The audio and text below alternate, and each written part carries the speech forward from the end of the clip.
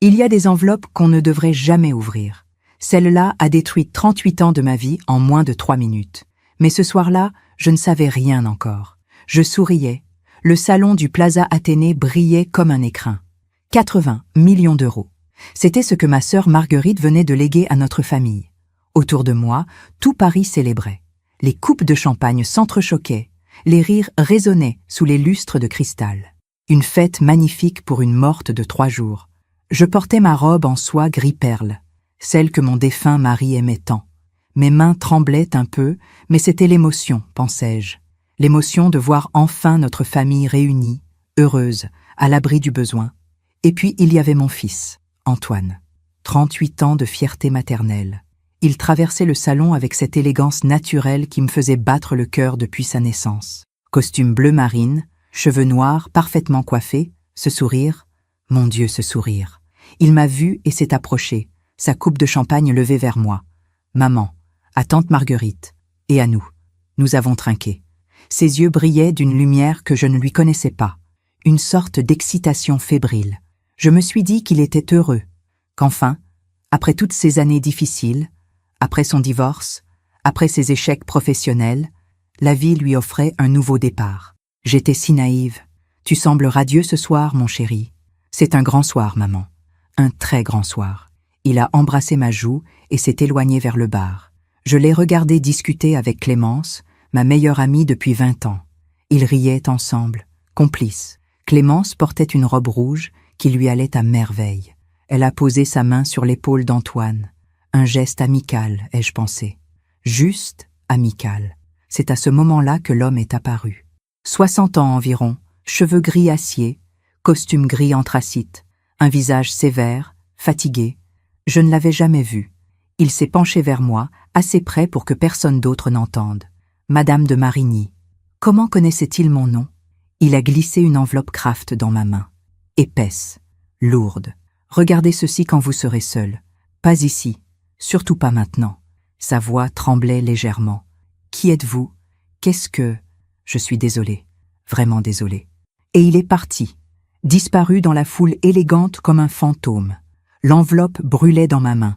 Je l'ai glissée rapidement dans mon sac Hermès, le cœur battant. J'ai cherché Antoine des yeux. Il était toujours avec Clémence, près des grandes fenêtres donnant sur l'avenue Montaigne. Ils me tournèrent le dos. Leurs têtes se penchaient l'une vers l'autre, comme s'ils partageaient un secret. Pendant 3 heures encore, j'ai souri, embrassé, remercié. J'ai parlé de Marguerite, de ses derniers jours, de sa générosité. Mais l'enveloppe pesait dans mon sac comme une pierre au fond d'un lac. À minuit, le taxi m'a déposé devant mon immeuble du 16e arrondissement. J'ai monté les marches de marbre, traversé le hall silencieux, pris l'ascenseur jusqu'au 4e étage. Dans mon appartement, tout était calme, trop calme. J'ai posé mon sac sur la console de l'entrée. J'ai enlevé mes escarpins. J'ai fermé les rideaux de velours du salon. Puis j'ai sorti l'enveloppe. Elle reposait sur la table en acajou, près de la photographie encadrée d'Antoine enfant. Sur cette photo, il avait 6 ans et me tendait un bouquet de marguerites sauvages. Son sourire était pur, innocent. Mes mains tremblaient en ouvrant l'enveloppe. À l'intérieur, il y avait des documents, des photographies, des relevés bancaires. J'ai regardé la première photo et le sol s'est dérobé sous mes pieds. Je m'appelle Victoire de Marigny. J'ai 77 ans. Et cette nuit-là, dans le silence de mon salon, j'ai compris que je ne connaissais pas mon fils, que je ne l'avais peut-être jamais connu. Mais pour comprendre comment j'en suis arrivé là, il faut que je vous ramène en arrière, vers le temps où tout semblait encore possible, vers le temps où j'aimais sans me poser de questions. Parfois, on fait confiance à ceux qui ne la méritent pas. Et vous, avez-vous déjà été déçu par quelqu'un que vous aimiez? Racontez-moi votre histoire dans les commentaires, j'aimerais vous lire. Il faut que je vous parle d'Antoine enfant, parce que c'est cet enfant-là que j'ai continué à voir, même quand il est devenu un homme. C'est cette illusion qui m'a rendu aveugle. Nous habitions alors une maison à Neuilly-sur-Seine, pas un appartement, une vraie maison avec un jardin. Mon mari, Philippe, travaillait dans la banque privée. Nous n'étions pas riches comme Marguerite, mais nous vivions bien, confortablement. Le matin, je préparais le petit déjeuner dans la cuisine qui sentait le café et les croissants tièdes. Philippe lisait Le Figaro en silence. Et Antoine descendait l'escalier en courant, son cartable sur le dos, les cheveux encore humides de la douche. « Maman, tu as mis mon goûter ?»« Oui, mon chéri, comme tous les jours. » Il m'embrassait la joue et partait à l'école. Un enfant normal, un bon élève. Pas brillant, mais sérieux, poli. Tout le monde l'adorait. Le mercredi après-midi, nous allions au parc Monceau. Juste lui et moi. C'était notre rituel. Il courait entre les colonnes, grimpait sur les statues, et moi je le regardais en souriant, assise sur un banc vert, mon livre fermé sur les genoux. Un jour de mai, il avait 6 ans, il est revenu vers moi, les mains pleines de marguerites sauvages, des fleurs qu'il avait cueillies près de l'étang. « Tiens, maman, c'est pour toi, parce que tu es la plus belle. » Des marguerites, blanches et jaunes, un peu froissées dans ses petites mains sales. Je les ai gardées longtemps, ces fleurs, jusqu'à ce qu'elles deviennent brunes et cassantes. Puis Philippe les a prises en photo avant de les jeter. Cette photo est restée encadrée dans notre salon pendant 32 ans. Antoine me tendant des marguerites, son sourire d'enfant innocent. Je la regardais souvent, cette photo, surtout après la mort de Philippe, il y a 10 ans. Elle me rassurait. Elle me rappelait que j'avais été aimée, que j'avais donné naissance à quelqu'un de bien. Quand Antoine a grandi, les choses n'ont pas changé vraiment. Oh, bien sûr, il est devenu plus distant, comme tous les adolescents. Mais il restait attentionné. Il m'appelait chaque semaine. Il venait déjeuner le dimanche. Après son divorce avec Isabelle, il y a 5 ans, il est même revenu habiter chez moi quelques mois. J'étais heureuse de l'avoir à nouveau sous mon toit. Ma grande maison était si vide depuis la mort de Philippe. Tu verras, maman, je vais rebondir. J'ai des projets, de grands projets. Il parlait souvent de projets, des investissements, des opportunités, des contacts importants. Je ne comprenais pas tout, mais je hochais la tête. J'étais fière qu'il soit ambitieux.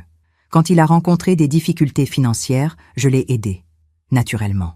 50 000 € ici, 30 000 là, pour démarrer une affaire. Pour payer des dettes temporaires, pour investir dans une start-up prometteuse. Je te rembourserai, maman, dès que ça marche, tu verras. Je ne lui ai jamais demandé de me rembourser. C'était mon fils, mon unique enfant. Tout ce que j'avais lui appartiendrait un jour de toute façon. Philippe m'avait laissé notre maison, quelques placements, de quoi vivre correctement. Rien de comparable aux millions de marguerites, mais suffisamment pour être généreuse. Et puis il y avait Clémence. Ma meilleure amie depuis l'époque où nos fils allaient à la même école. Elle aussi avait divorcé. Elle aussi vivait seule dans un bel appartement parisien. Nous déjeunions ensemble 2 fois par semaine. Nous allions au théâtre. Nous partagions nos inquiétudes de mère. Antoine est tellement brillant, Victoire. Il va trouver sa voie, tu verras. Elle le défendait toujours. Elle voyait en lui ce que je voulais y voir. Un homme intelligent, temporairement malchanceux, qui méritait une seconde chance. Quand Marguerite est tombée malade, l'an dernier, Antoine est devenu encore plus présent. Il m'accompagnait à l'hôpital. Il me tenait la main pendant que ma sœur s'éteignait lentement dans sa chambre privée de l'hôpital américain. « Ne t'inquiète pas, maman. Je suis là. Je serai toujours là. » Marguerite n'avait pas d'enfant. Toute sa fortune devait être partagée entre moi et mes cousins. 40 millions d'euros pour moi. 40 millions que je comptais léguer à Antoine, bien sûr. Tu te rends compte, maman? Avec cet argent, on pourra tout faire. Voyager, investir, profiter de la vie. Il parlait au pluriel. On. Comme si cet argent était déjà le nôtre, le sien. Je trouvais cela touchant, cette complicité, cette façon qu'il avait de m'inclure dans ses rêves. Le soir de la fête au Plaza Athénée, en rentrant chez moi, je me sentais légère, heureuse. Ma sœur était partie en paix. Mon fils était à mes côtés. L'avenir s'ouvrait, lumineux. Puis j'ai ouvert l'enveloppe, et j'ai découvert que toutes ces années, toutes ces marguerites, tous ces « je t'aime, maman » n'étaient peut-être qu'un long mensonge patiemment construit. Il y a eu un jour où j'aurais dû ouvrir les yeux. Un seul jour où tout était là, sous mon nez. Mais j'ai choisi de ne rien voir. C'était 6 mois avant la mort de Marguerite. Un mardi après-midi de novembre. Il pleuvait sur Paris, cette pluie fine et grise qui rend les rues tristes. J'étais passée chez Antoine à l'improviste. Il habitait un appartement rue de Courcelles, dans le 17e. Un 3 pièces que je l'aidais à payer depuis son divorce. 4 000 € par mois. Une somme importante pour moi, mais je ne disais rien. Une mère ne compte pas. J'avais sonné. Pas de réponse. J'avais ma clé. Il me l'avait donnée, au cas où. J'étais entrée avec mon parapluie dégoulinant et un cake aux olives que je venais de faire. L'appartement était silencieux, trop silencieux. Antoine? Rien.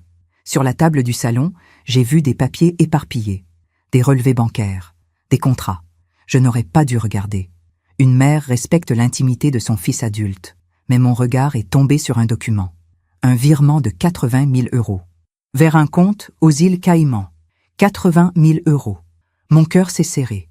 Aux îles Caïmans, Antoine m'avait dit qu'il avait des difficultés financières, qu'il ne trouvait pas de travail stable, que ses projets ne marchaient pas encore. Alors d'où venaient ces 80 000 €? J'ai entendu la porte de la chambre s'ouvrir. Antoine est apparu, en peignoir, les cheveux mouillés. « Maman, qu'est-ce que tu fais là ?» Il souriait, mais son sourire était crispé. « Je t'apportais un cake. Je ne savais pas que tu étais là. » Son regard est tombé sur les papiers. Quelque chose a traversé ses yeux. De la peur? De la colère? Je n'ai pas su. Il a ramassé les documents rapidement, les a glissés dans un dossier. « Tu fouilles dans mes affaires maintenant ?»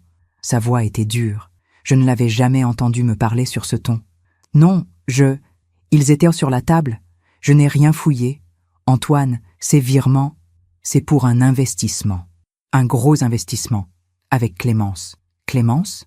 Ma meilleure amie investissait avec mon fils. Clémence et toi? Depuis quand? Depuis quelques mois.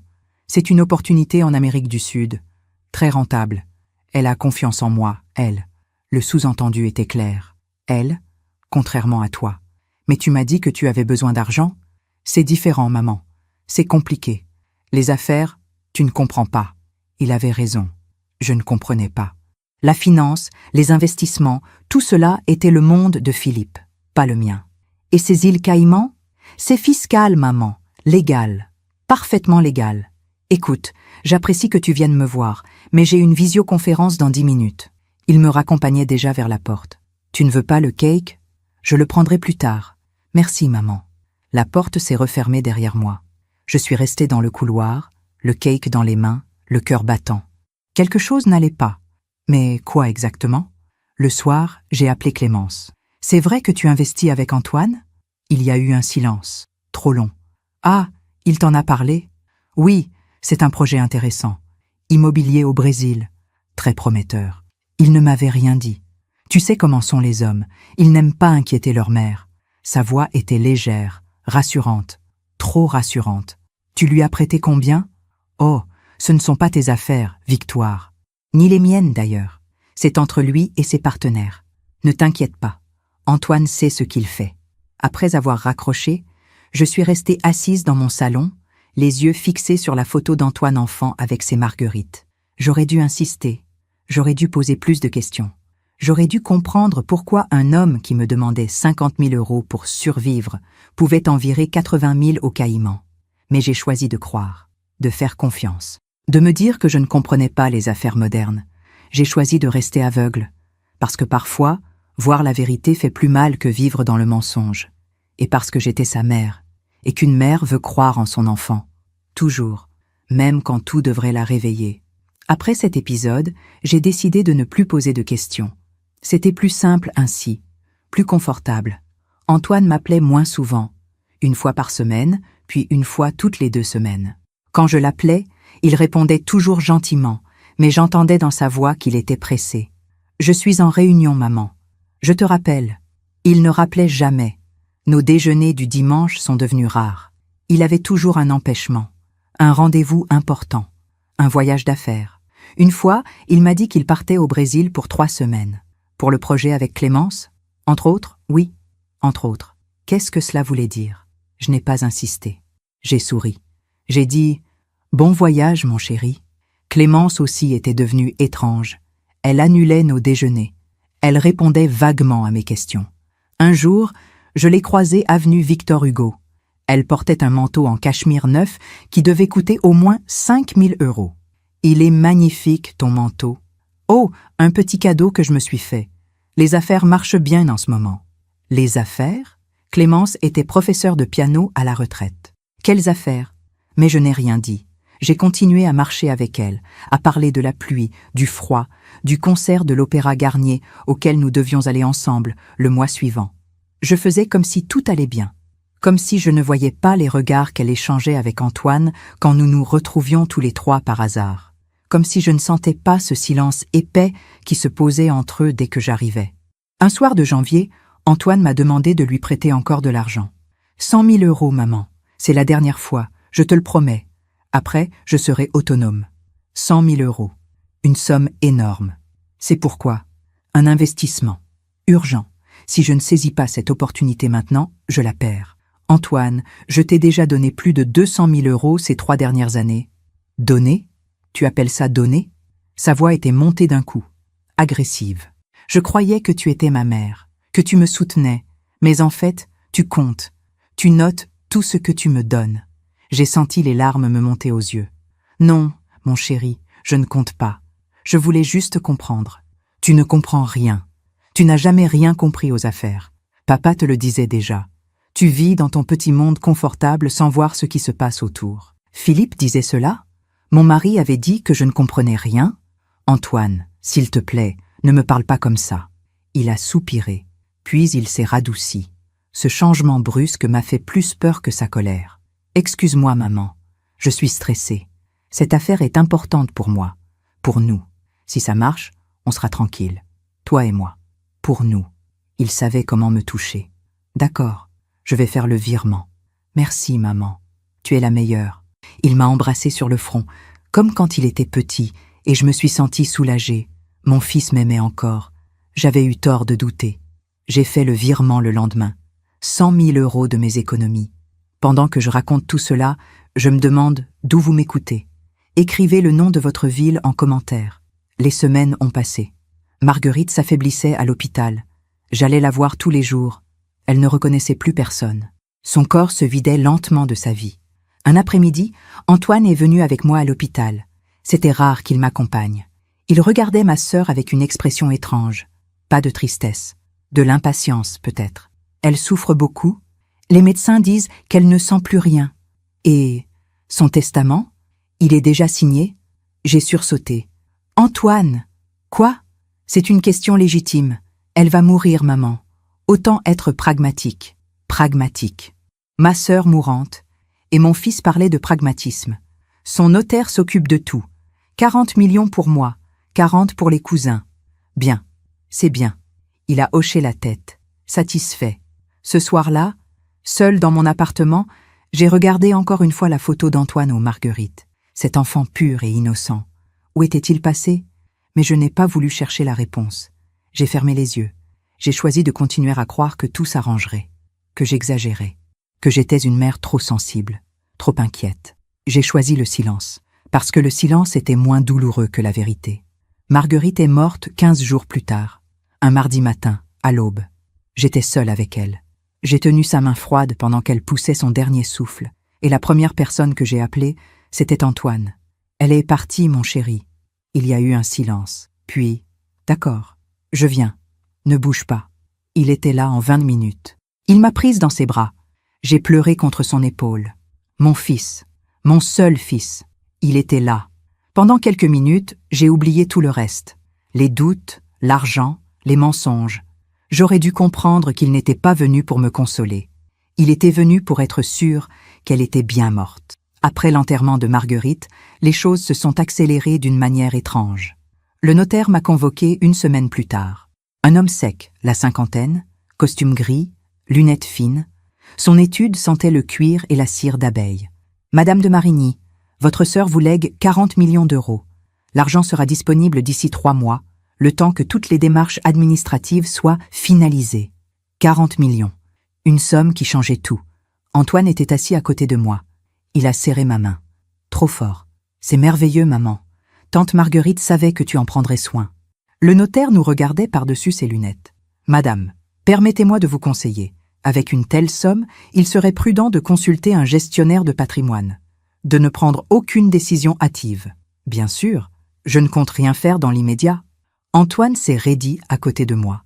Dans la voiture qui nous ramenait, il a commencé à parler. Vite, trop vite. Maman, j'ai réfléchi.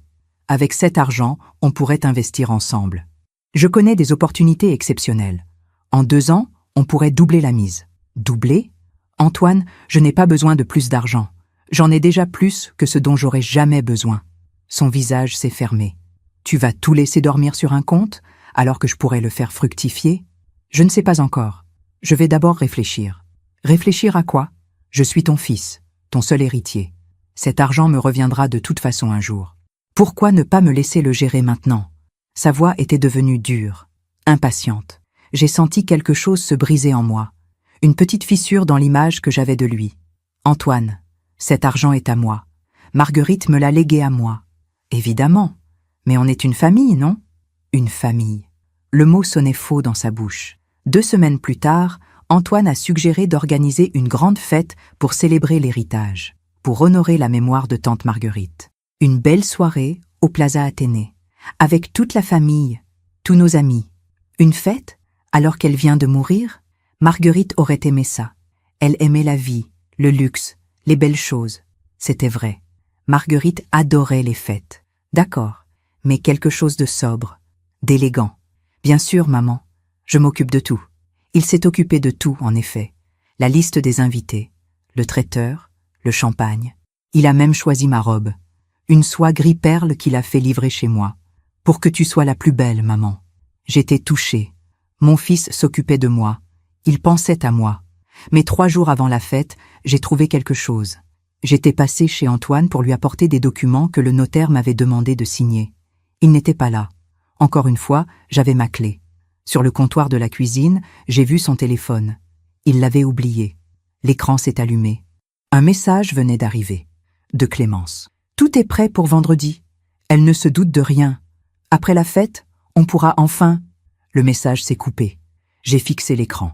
Mon cœur battait si fort que j'entendais le sang dans mes oreilles. Tout est prêt pourquoi? Je ne me doute de rien pourquoi. J'aurais pu prendre le téléphone, le déverrouiller, lire les autres messages, mais mes mains tremblaient trop. J'ai posé les documents sur la table et je suis partie. Dans le taxi qui me ramenait chez moi, je me répétais « Ce n'est rien, une surprise, peut-être un cadeau ». Mais je savais que je me mentais. Le lendemain, j'ai appelé Clémence. « Tu viens à la fête vendredi ?» Évidemment, je ne manquerais ça pour rien au monde. Sa voix était trop joyeuse, fausse. « Clémence. »« Oui ?» J'ai failli lui poser la question, lui demander ce qu'elle tramait avec mon fils. Mais j'ai eu peur de la réponse. « Rien. À vendredi. » Après avoir raccroché, je suis restée assise dans mon salon, les yeux fixés sur la photographie d'Antoine aux Marguerites. Pourquoi avais-je si peur? Le vendredi est arrivé, le jour de la fête. Je me suis habillée lentement, avec soin. La robe gris perle qu'Antoine avait choisie. Mes perles, mon parfum Chanel 9.5. Dans le miroir, je voyais une femme élégante, 77 ans, bien conservée. Mais ses yeux étaient inquiets. « Tu es ridicule, Victoire », me suis-je dit. « Tu vois des complots partout. Antoine est ton fils, il t'aime. » Le taxi m'a déposé devant le Plaza Athénée à 20h. Les lustres brillaient déjà. La musique jouait doucement. Les serveurs circulaient avec des plateaux de champagne. Antoine m'attendait à l'entrée, magnifique dans son costume bleu marine. Il m'a embrassée. « Tu es superbe, maman. »« Merci, mon chéri. » Il souriait, ce sourire large, radieux, le sourire qui aurait dû me rassurer. Mais pour la première fois de ma vie, en regardant le sourire de mon fils, j'ai eu peur. Je suis rentrée chez moi à minuit. Les rues de Paris étaient vides et froides. Dans le taxi, je serrais mon sac contre moi. L'enveloppe pesait comme du plomb. L'homme aux cheveux gris, son regard triste. Je suis désolée. Pourquoi était-il désolé? J'ai monté les escaliers lentement. Mes jambes tremblaient. Dans mon appartement, j'ai allumé seulement la lampe du salon. Une lumière douce, tamisée. L'enveloppe reposait sur la table en acajou, à côté de la photo d'Antoine enfant. Antoine aux Marguerites, son sourire innocent. J'ai ouvert l'enveloppe. À l'intérieur, il y avait 6 photographies et des documents. La première photo, mon salon, prise d'un angle étrange, comme par une caméra cachée. Antoine était là, debout devant mon secrétaire ancien. Il tenait une clé dans la main, la clé de mon coffre-fort personnel. Comment avait-il cette clé? Deuxième photo. Antoine ouvrait le coffre. On voyait son visage de profil, concentré, pas inquiet, pas nerveux, juste concentré, comme quelqu'un qui fait quelque chose de parfaitement normal. Troisième photo. Il sortait des documents du coffre. Mes documents, mon testament, mes titres de propriété, mes relevés bancaires. Il photographiait tout avec son téléphone. Mon fils, dans mon salon, fouillant mon coffre. Quand avait-il fait ça? J'ai retourné la photo. Une date était inscrite au dos, 3 semaines plus tôt. Un mercredi après-midi, le jour où je déjeunais avec mes cousines. Il avait profité de mon absence. 4e photo. Antoine et Clémence, dans un café, leurs têtes penchées sur des papiers étalés sur la table. On reconnaissait mes documents, ceux de mon coffre. Ils les étudiaient ensemble. 5e photo. Antoine et Clémence. Mais cette fois, ce n'étaient pas des documents qu'ils regardaient. Ils s'embrassaient, sur la bouche, passionnément. Ses mains à lui dans les cheveux d'elle. Les mains d'elle sur sa nuque. Mon fils est ma meilleure amie. Depuis combien de temps? J'ai senti la nausée monter. Mes mains tremblaient tellement que j'ai failli lâcher les photos. 6e photo. Encore eux. Dans un appartement que je ne reconnaissais pas. Ils riaient. Sur la table devant eux, une bouteille de champagne. Et un ordinateur portable dont on voyait l'écran. Sur l'écran, un document. J'ai plissé les yeux pour lire. Procuration bancaire, Victoire de Marigny, 40 000 euros. J'ai porté la main à ma bouche pour ne pas crier. Les documents dans l'enveloppe expliquaient tout. Des copies de messages entre Antoine et Clémence. Des centaines de messages. Depuis 2 ans. Elle me fait confiance. Elle signera tout ce que je lui demanderai. Tu es sûr qu'elle ne se doutera de rien? Ma mère, elle est aveugle. Elle m'adore. Je peux lui faire signer n'importe quoi. Et après la fête? Après la fête, elle signe la procuration. Je lui dis que c'est pour simplifier la gestion de l'héritage. Elle signera. Puis on vire tout sur les comptes au Caïman. En 48 heures, tout sera transféré. Intraçable. Et elle comprendra trop tard. On sera déjà loin. En Amérique du Sud. Avec 40 millions. Elle ne peut rien prouver. Une procuration signée de sa main, c'est légal. Et si elle porte plainte? Elle ne le fera pas. C'est ma mère. Elle préférera mourir de honte plutôt que de m'envoyer en prison. J'ai lu et relu ces messages. Encore et encore. Comme si les mots allaient changer de sens. Mais non. C'était clair, cristallin, cruel. Mon fils prévoyait de me voler. 40 millions d'euros. Toute ma vie. Tout ce que Marguerite m'avait laissé. Et Clémence, ma meilleure amie depuis 20 ans. Elle était avec lui, dans son lit, dans son plan. Un autre document, un relevé bancaire des îles Caïmans. Au nom d'Antoine Laurent de Marigny. Avec déjà 300 000 euros de versés. Mon argent. Tous les virements que je lui avais faits ces dernières années, il ne les avait pas investis, il les avait cachés, préparés pour sa fuite. J'ai posé les photos sur la table, à côté de celles d'Antoine enfant, les 2 images côte à côte, l'enfant aux marguerites, l'homme au coffre-fort. Où était passé mon petit garçon? Avait-il jamais existé? Je suis restée assise dans le silence de mon salon jusqu'à l'aube, sans bouger, sans pleurer, juste immobile, les yeux fixés sur ces photographies qui détruisaient 38 ans de ma vie. 38 ans d'amour maternel, de sacrifice, de confiance aveugle.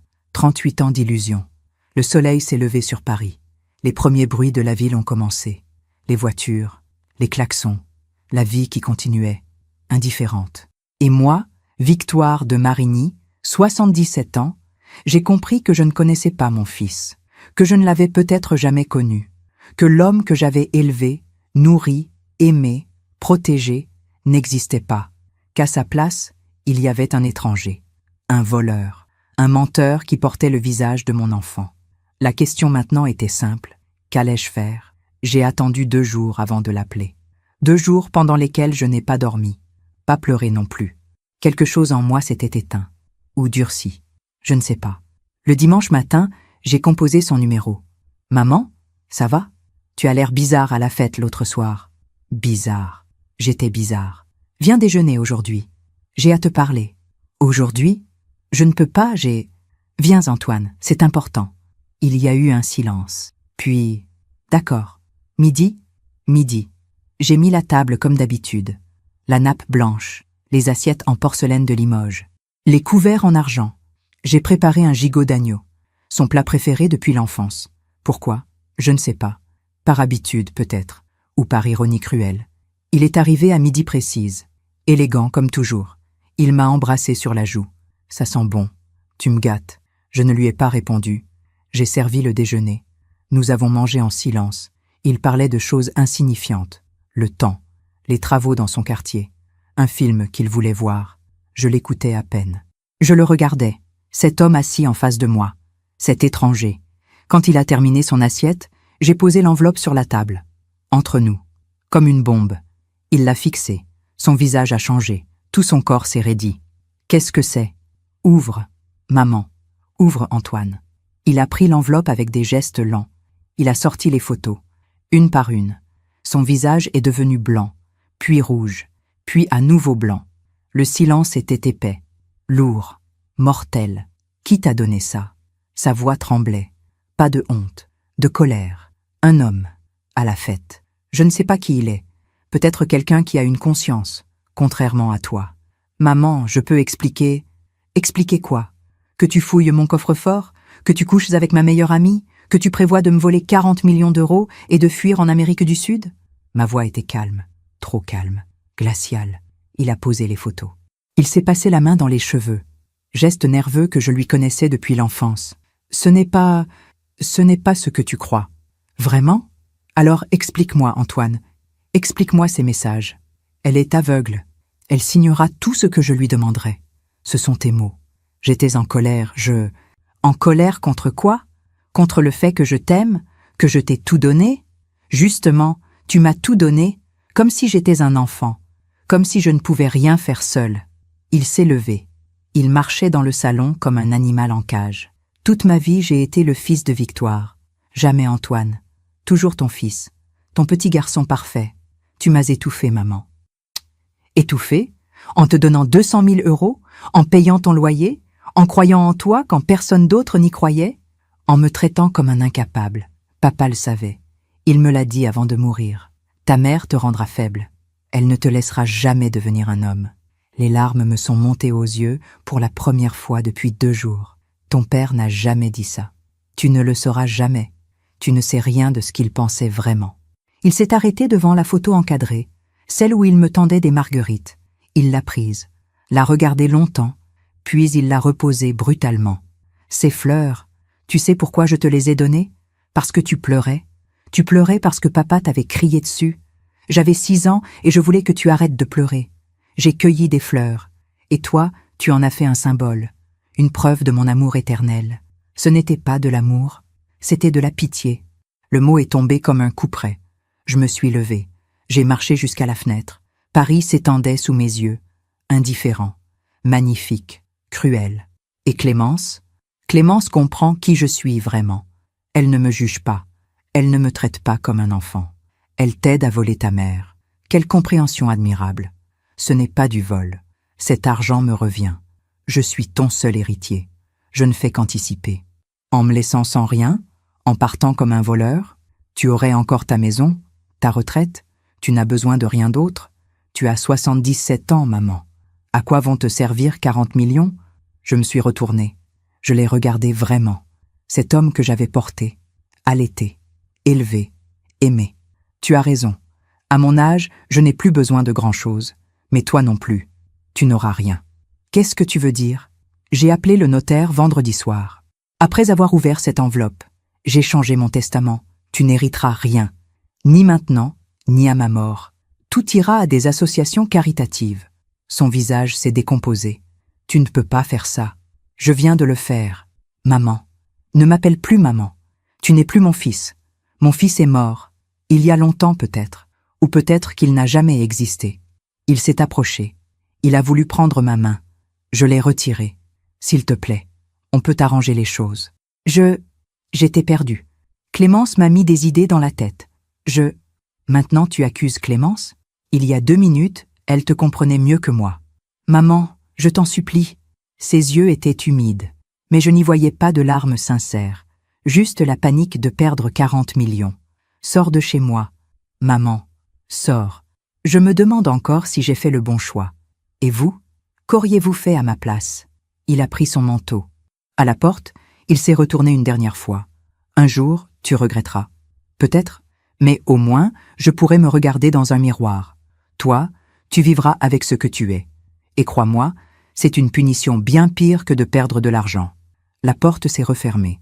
Je suis restée debout au milieu du salon, seule, avec les restes du déjeuner sur la table, le gigot refroidi, les assiettes sales, et cette photo d'un petit garçon qui n'avait jamais existé.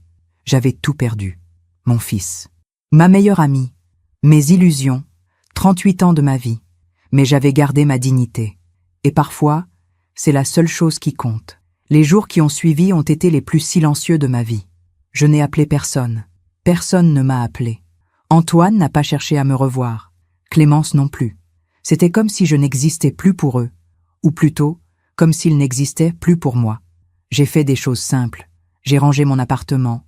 J'ai trié de vieux papiers. J'ai donné des vêtements. J'ai fait ce que font les gens qui préparent un nouveau départ. Un matin, j'ai décroché la photo d'Antoine aux Marguerites. Je l'ai regardé une dernière fois. Cet enfant innocent qui n'avait peut-être jamais existé. Ou qui avait existé seulement dans mon imagination de mère aveugle.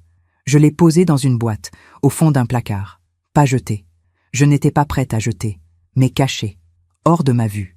À sa place sur le mur, j'ai accroché un miroir ancien que j'avais depuis des années, mais que je n'avais jamais osé mettre. Philippe le trouvait trop grand, trop imposant. Maintenant, je pouvais me voir, vraiment me voir. Une femme de 77 ans, des cheveux blancs, des rides au coin des yeux, mais un regard clair, lucide, libre. Le notaire m'a convoqué la semaine suivante. L'argent de Marguerite était disponible.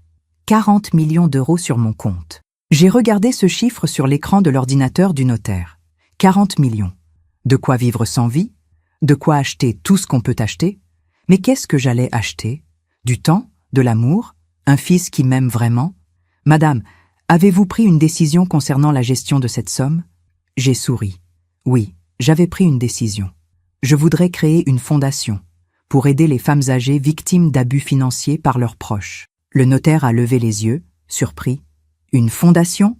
Oui, avec 30 millions d'euros, pour qu'elles puissent se défendre, avoir des avocats, reconstruire leur vie, pour qu'elles comprennent qu'on peut survivre à la trahison. C'est très généreux, madame. Non, c'est nécessaire. J'ai gardé 10 millions pour moi, largement suffisant pour vivre confortablement jusqu'à la fin de mes jours, et voyager, et offrir des cadeaux aux gens que j'aimais vraiment. En sortant de l'étude, j'ai marché dans Paris. Mes pas m'ont mené au parc Monceau, notre parc, celui où Antoine cueillait des marguerites. Les marguerites étaient là, justement, blanches et jaunes dans l'herbe verte, simples, belles, innocentes. Je me suis assise sur un banc, le même banc qu'il y a 40 ans, et pour la première fois depuis des semaines, j'ai pleuré. Pas sur Antoine, pas sur Clémence, pas même sur moi. J'ai pleuré sur l'illusion perdue, sur la mère que j'avais été, sur l'amour aveugle que j'avais donné sans jamais poser de questions. Mais en pleurant, j'ai aussi senti quelque chose se libérer. Une douleur ancienne, une peur que je portais depuis toujours, la peur de ne pas être assez, de ne pas être aimé. Cette peur, je l'avais nourrie en étouffant Antoine de mon amour, en voulant être la mère parfaite, en fermant les yeux sur tous les signes. Maintenant, elle partait, avec mes larmes. Je n'avais plus besoin d'être la mère parfaite. Je n'avais plus besoin d'être aimée par celui qui ne savait pas aimer. J'avais juste besoin d'être moi, Victoire, une femme libre. Une semaine plus tard, j'ai croisé une ancienne voisine dans la rue. « Victoire, comment vas-tu? On ne te voit plus. Et Antoine ?» J'ai souri, un vrai sourire. Antoine suit son propre chemin, et moi le mien. « Oh, vous êtes... Disons que nous avons pris nos distances. C'est mieux ainsi. » Elle a hoché la tête, gênée. Elle voulait en savoir plus, mais elle n'a pas osé demander. Tant mieux. Ce n'était pas son histoire, c'était la mienne, et je la gardais pour moi. Quelques mois ont passé. J'ai voyagé. D'abord en Italie, puis en Grèce, seule. Pour la première fois de ma vie, j'ai voyagé seule.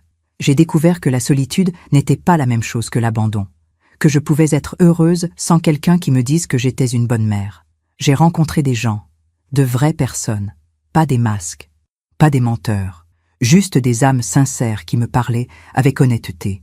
Et je me suis liée d'amitié avec certaines, de vraies amitiés, pas comme celles que j'avais eues avec Clémence, des amitiés sans arrière-pensée, sans intérêt. Un soir, à Athènes, assise sur une terrasse face à l'Acropole, j'ai pensé à Antoine. Où était-il? Que faisait-il? Était-il toujours avec Clémence? Je ne savais pas. Et pour la première fois, cela ne me faisait pas mal de ne pas savoir. J'avais compris quelque chose de fondamental. On ne peut pas sauver quelqu'un qui ne veut pas être sauvé. On ne peut pas aimer quelqu'un qui n'aime que lui-même. Et surtout, lâcher prise n'est pas abandonner. C'est se libérer. Antoine vivrait avec ses choix, avec ce qu'il était, avec ce qu'il avait fait. Et un jour, peut-être, la vie lui présenterait la facture. Pas moi, pas la justice humaine, mais cette justice silencieuse et implacable que les années imposent à chacun. On récolte toujours ce qu'on sème, tôt ou tard. Et moi, j'avais semé l'amour. Trop, peut-être. Aveuglément, certainement. Mais l'amour, quand même. Je récolterais autre chose que la trahison. J'en étais certaine maintenant. En rentrant à Paris, j'ai acheté un bouquet de marguerites. Je les ai mises dans un vase en cristal sur ma table de salon. Plus pour un souvenir d'enfance. Juste parce qu'elles étaient belles, simples, vraies. Comme la vie que je recommençais. À 77 ans, j'avais tout perdu. Et en perdant tout, j'avais tout retrouvé. Moi, 2 ans ont passé. 2 années pendant lesquelles je n'ai eu aucune nouvelle d'Antoine. Aucune nouvelle de Clémence non plus. C'était comme s'ils avaient disparu de la surface de la terre. Ou plutôt, comme s'ils avaient disparu de ma vie. Et ma vie continuait. Belle, paisible, pleine. La fondation que j'avais créée aidait maintenant une 50aine de femmes par an. Des mères trahies par leurs enfants.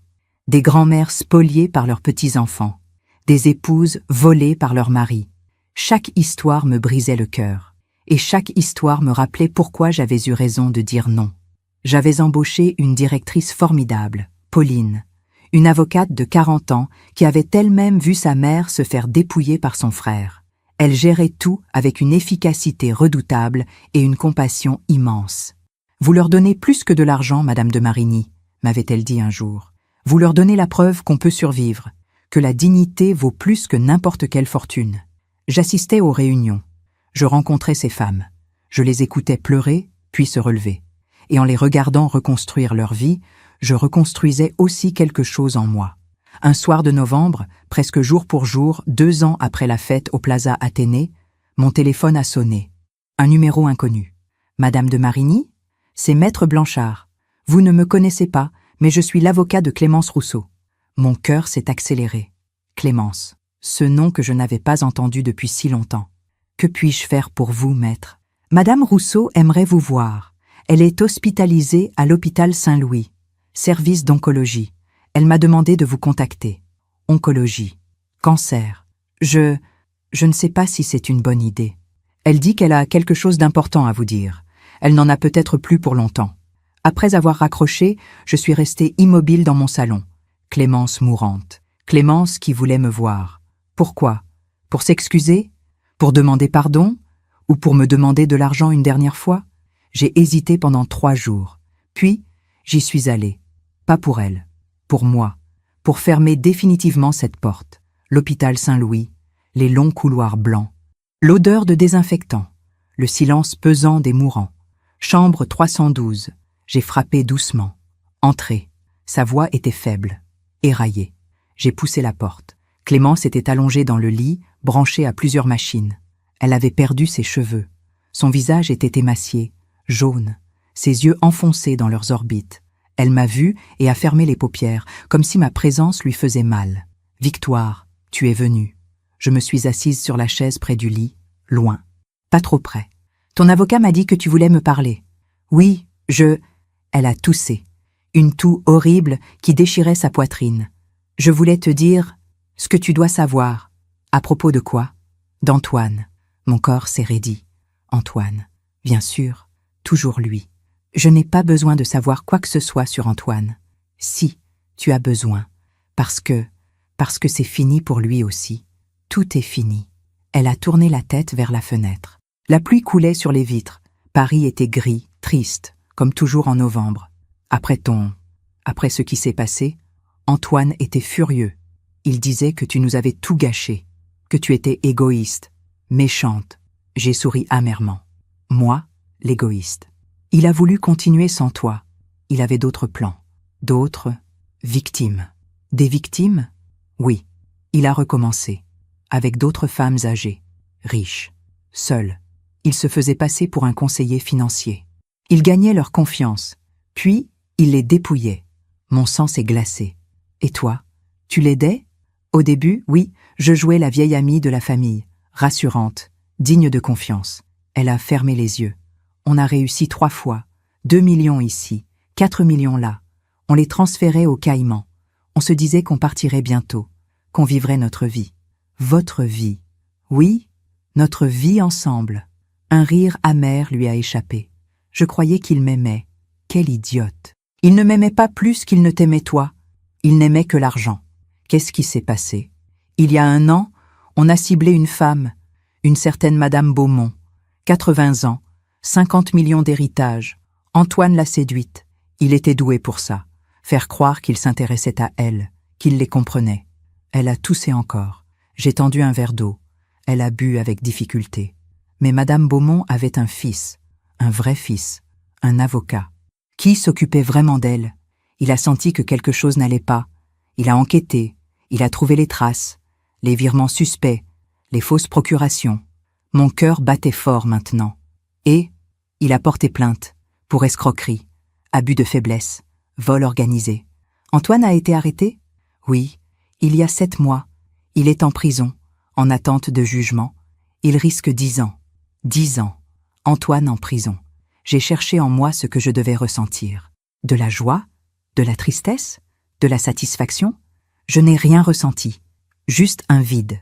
Comme si on me parlait d'un étranger. Et toi? Pourquoi tu n'es pas en prison? Parce que j'ai témoigné contre lui. J'ai tout raconté. Comment il m'avait manipulé. Comment il avait tout organisé. J'ai fait un deal avec la justice. Elle a tourné son regard vers moi. Et parce que j'ai découvert que j'avais un cancer. Phase terminale. Les juges ont estimé que j'étais déjà condamnée. Le silence est retombé. Lourd. Dense. Pourquoi tu me racontes tout ça, Clémence? Parce que j'avais besoin que tu saches, que tu avais raison, que tu as été la seule à voir clair, la seule à lui dire non. Je ne l'ai pas fait pour avoir raison, je l'ai fait pour survivre. Je sais, mais regarde où nous en sommes maintenant. Toi, tu vis, tu es libre, tu as créé quelque chose de beau avec cet argent. Moi, je meurs seule, sans rien. Et lui est en prison, détesté, abandonné de tous. Il t'a abandonné aussi? Dès qu'il a été arrêté, il m'a accusé de tout.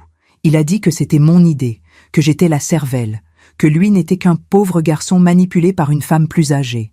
Elle a ri, un rire triste, sans joie. Il m'a traitée de folle, de menteuse. Il a tout nié, y compris notre relation.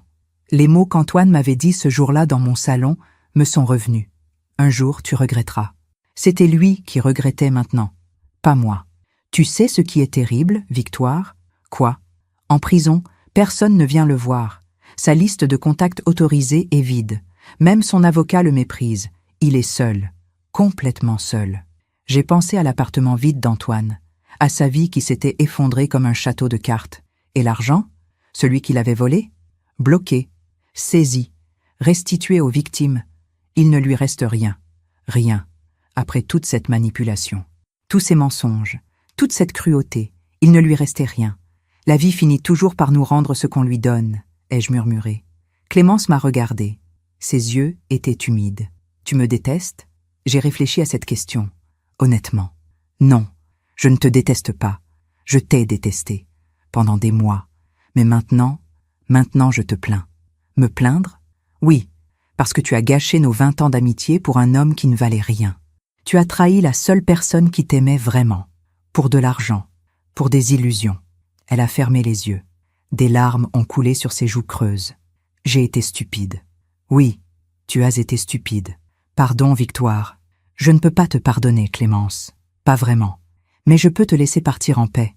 J'ai posé ma main sur la sienne. Sa peau était froide, presque transparente. Tu ne m'as jamais demandé pourquoi j'ai témoigné contre lui. Pourquoi?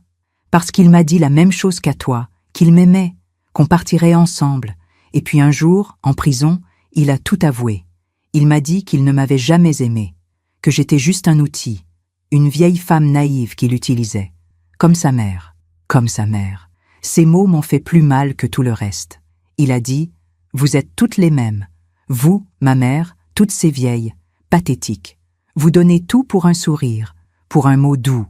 Vous méritez de perdre votre argent. » J'ai senti mes mains trembler. À ce moment-là, j'ai compris que je n'étais pas amoureuse de lui. J'étais sous son emprise. et que cette emprise n'était que du vide. Elle m'a serré faiblement la main. Toi, tu as été plus forte que moi. Tu as vu le vide avant qu'il te détruise. Nous sommes restées silencieuses. La pluie continuait de tomber dehors. Est-ce que tu vas le voir, Antoine? Non. Même pas une dernière fois? Surtout pas une dernière fois. Il n'y a plus rien à dire, plus rien à sauver.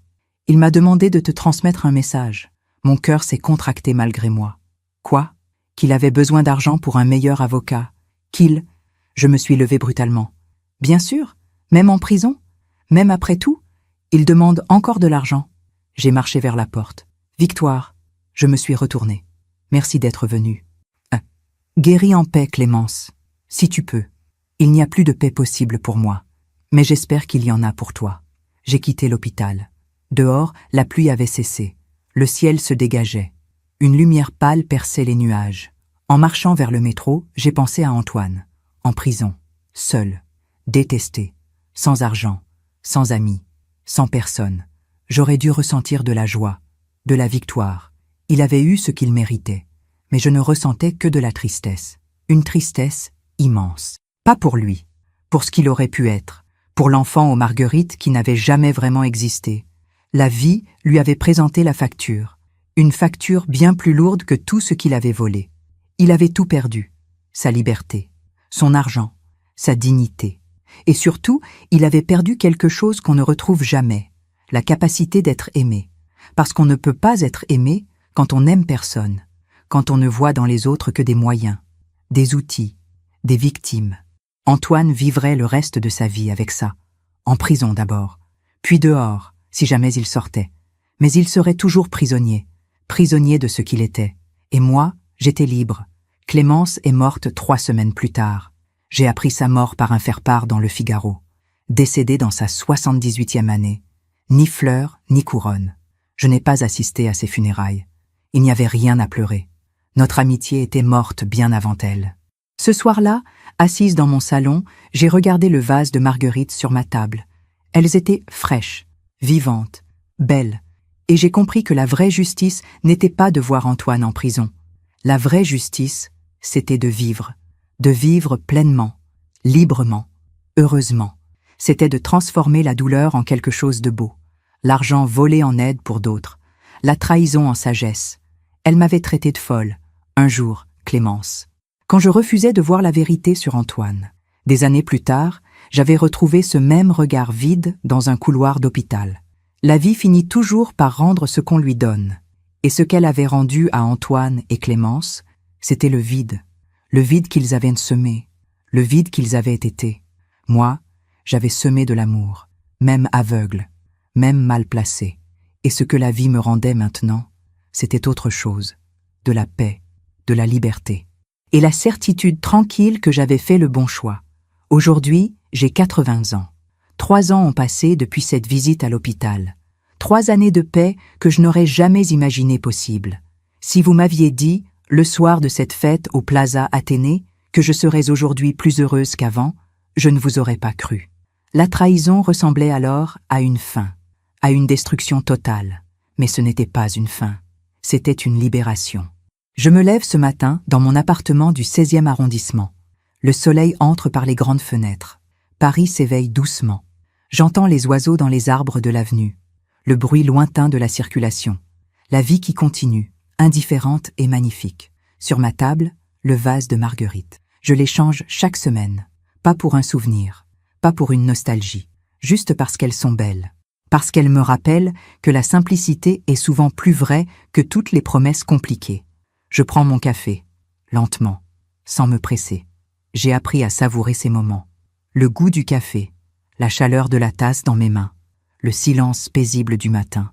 Quand on a 77 ans et qu'on découvre qu'on a été trahi par ce qu'on aimait le plus au monde, 2 chemins s'ouvrent. Le premier est celui de l'amertume, de la colère, de la rancœur qui vous ronge jusqu'à vous détruire. Le second est celui de la compréhension, de l'acceptation, de la transformation. J'ai choisi le second, pas par bonté, pas par sainteté, simplement parce que je voulais continuer à vivre, vraiment vivre, pas survivre dans l'ombre d'une douleur. Hier, je suis retournée au parc Monceau, notre parc. celui où tout avait commencé il y a tant d'années. C'était un mercredi après-midi, comme autrefois. Mais cette fois, je n'étais pas seule. Avec moi, il y avait Jeanne, 72 ans, une femme que la Fondation a aidée il y a 2 ans. Son fils et sa belle-fille l'avaient spoliée de tout, de sa maison, de ses économies, de sa dignité. Quand je l'ai rencontrée pour la première fois, elle ne parlait presque plus. Elle restait assise, les yeux vides, comme si la vie l'avait déjà quittée. Aujourd'hui, elle marche à mes côtés entre les colonnes du parc. Elle rit. Elle me raconte son voyage en Provence. Elle me montre des photos de sa nouvelle vie. Un petit appartement qu'elle loue, des cours de peinture qu'elle a commencé, des amies qu'elle s'est faites. Vous m'avez sauvée, Madame de Marigny. Non, Jeanne, je vous ai juste tendu la main. C'est vous qui avez fait le chemin. Quand même, sans vous, sans la Fondation, je serais morte de honte et de solitude. Nous nous sommes assises sur un banc, le même banc où je m'asseyais avec Antoine enfant. Vous savez ce qui est étrange, m'a-t-elle dit. Au début, je voulais que mon fils soit puni. J'imaginais la prison, la ruine. Je voulais qu'il souffre comme il m'avait fait souffrir. C'est normal. Mais maintenant, je ne pense même plus à lui. Je vis ma vie. Il vit la sienne. Ou plutôt, il vit avec ses choix. Et franchement, je n'aimerais pas être à sa place. Ces mots ont résonné en moi. C'était exactement ce que je ressentais pour Antoine. Je ne pensais plus à lui. Pas par effort, pas par volonté de l'oublier. Simplement parce qu'il n'occupait plus d'espace dans ma vie. Parfois, je recevais des nouvelles par des connaissances communes. Antoine était sorti de prison il y a 6 mois. Liberté conditionnelle. Il vivait dans un studio à Montreuil, seul, sans travail, sans argent, sans personne. Certaines personnes me demandaient « Vous n'avez pas envie de l'aider ? C'est quand même votre fils. » Non, je n'avais pas envie de l'aider, pas par cruauté, pas par vengeance, mais parce que l'aider maintenant serait l'empêcher d'apprendre la seule leçon qui pourrait encore le sauver. On ne peut pas sauver quelqu'un des conséquences de ses propres choix. C'est la vie qui enseigne, pas nous. Et Antoine avait besoin de ces leçons, dures, douloureuses, mais nécessaires. Peut-être qu'un jour, dans 10 ans, dans 20 ans, il comprendrait. Peut-être qu'il se réveillerait et verrait ce qu'il avait détruit. Peut-être qu'il deviendrait quelqu'un de meilleur. Ou peut-être pas. Ce n'était plus mon problème. Ce n'était plus mon rôle. J'avais été sa mère pendant 38 ans. J'avais donné tout ce qu'une mère pouvait donner. Parfois trop, souvent mal, toujours avec amour. Maintenant, c'était à lui de grandir. Seul. La Fondation continue de croître. Nous aidons maintenant plus de 100 femmes par an.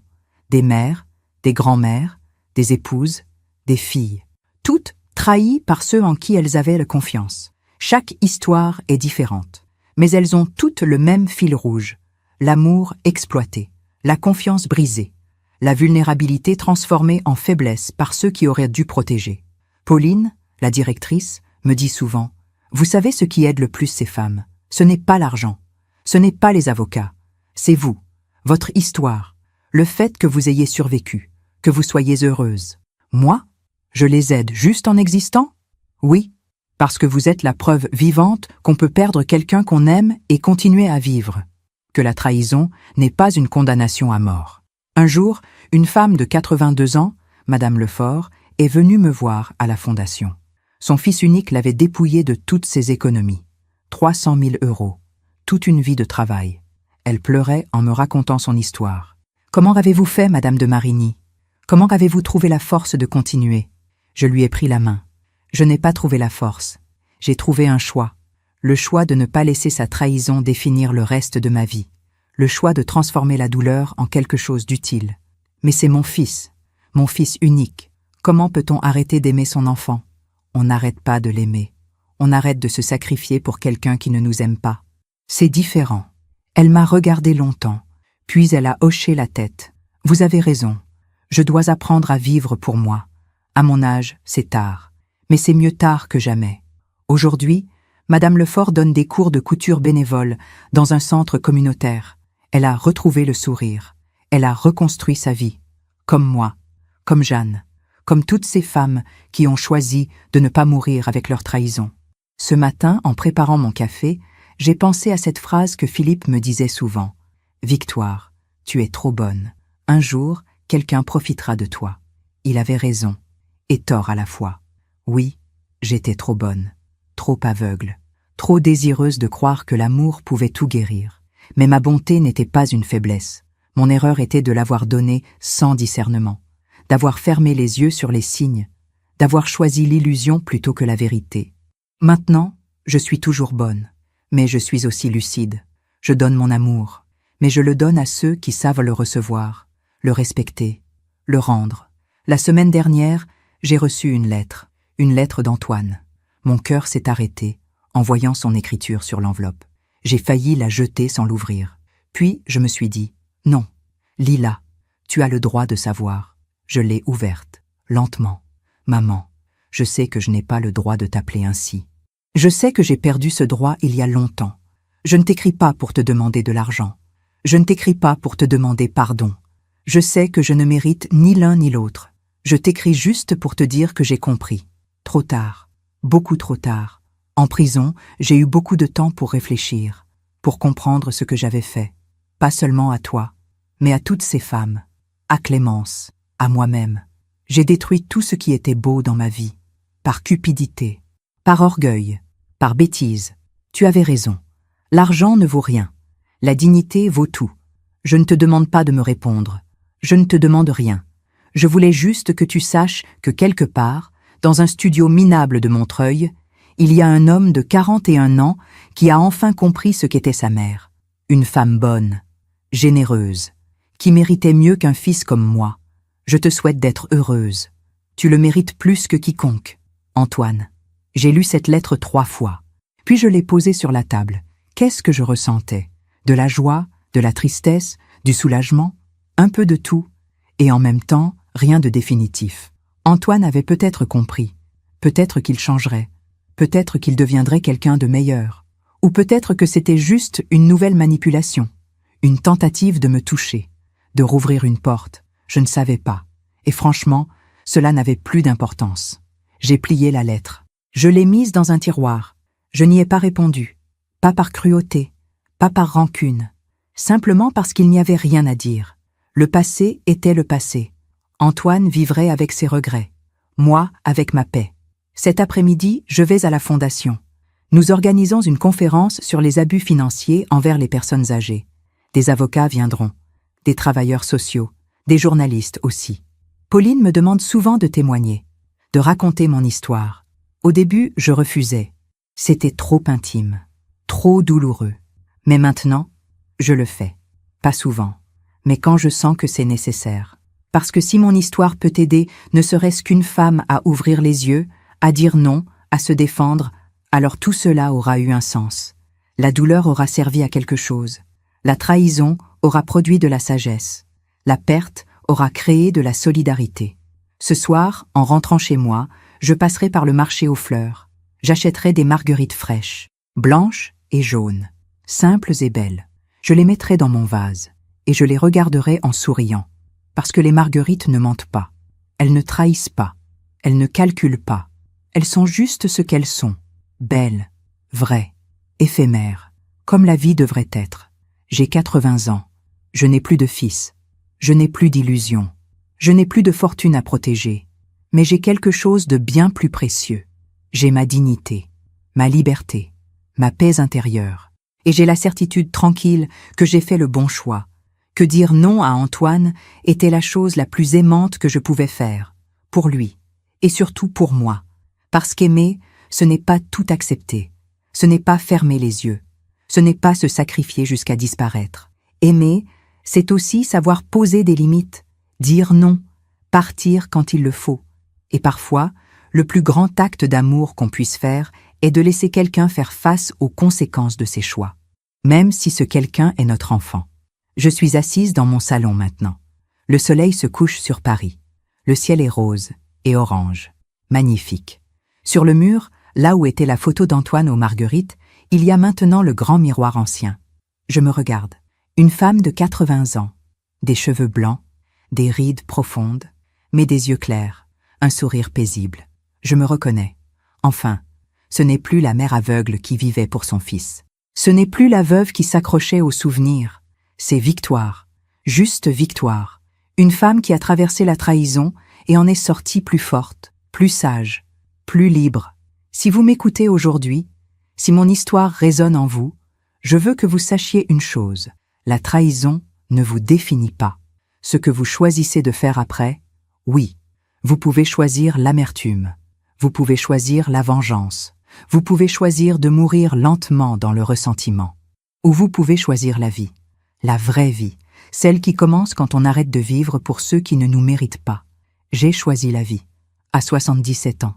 Il n'est jamais trop tard, et si une vieille femme comme moi a pu le faire, vous le pouvez aussi. La vie est courte, trop courte pour la gaspiller à attendre que ceux qui nous ont blessés changent, trop courte pour vivre dans l'ombre d'une douleur. Vivez pour vous, aimez qui vous mérite, donnez à ceux qui savent recevoir, et laissez partir ceux qui ont choisi de partir. Même si c'est votre enfant, même si c'est votre meilleur ami, même si cela déchire votre cœur, parce qu'un cœur déchiré peut guérir. Mais une vie gaspillée ne se rattrape jamais. Voilà ce que j'ai appris. Voilà ce que je voulais partager avec vous. Merci de m'avoir écouté jusqu'au bout. Si cette histoire a touché votre cœur, abonnez-vous et activez la cloche pour entendre d'autres femmes qui ont transformé la douleur en sagesse. Chaque jour, une femme, une leçon de vie. Partagez cette histoire avec quelqu'un que vous aimez. Parfois, une histoire change toute une journée. Si mon histoire aide ne serait-ce qu'une femme à ouvrir les yeux, alors tout cela aura eu un sens. Que Dieu vous bénisse et à très bientôt.